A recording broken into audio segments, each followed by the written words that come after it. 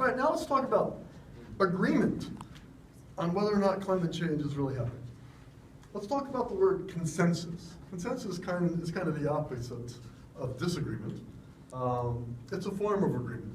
Some people think consensus has to be 100% agreement. And in fact, in some political societies, you can't move on with some things unless you get 100% agreement.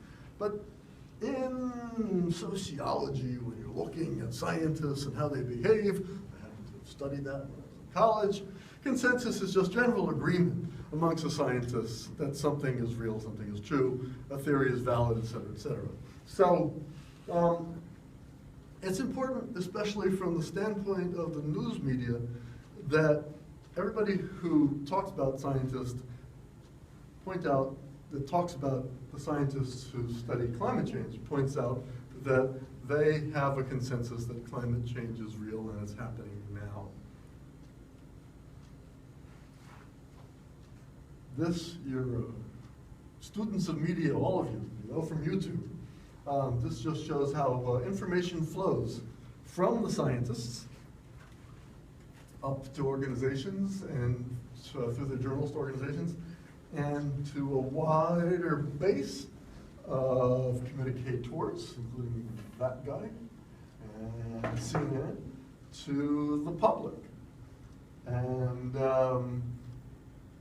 well, sometimes if you just get information from the general public, it can be the least credible, but you want to be able to have a general public that understands things, and that's why scientists do their work and send their information not just to the technical organizations, but through the news media to the public. I imagine we could have gotten a more politically correct slide for the public, which was a bit more of a diverse population, but you get the point.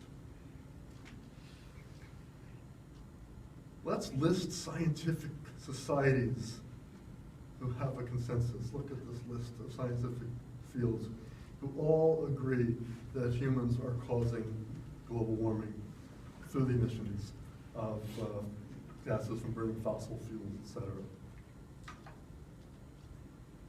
Every major national academy of science in every major country in the world confirms anthropogenic global warming. Anthropogenic, anthropogenic, like Genesis, created by man. That's the meaning of anthropogenic.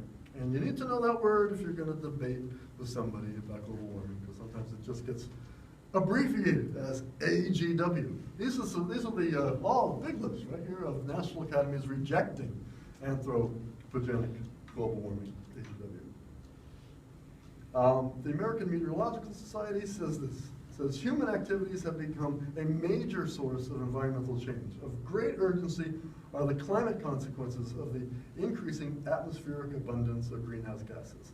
Just hammering that point home. There's the end of Division 7.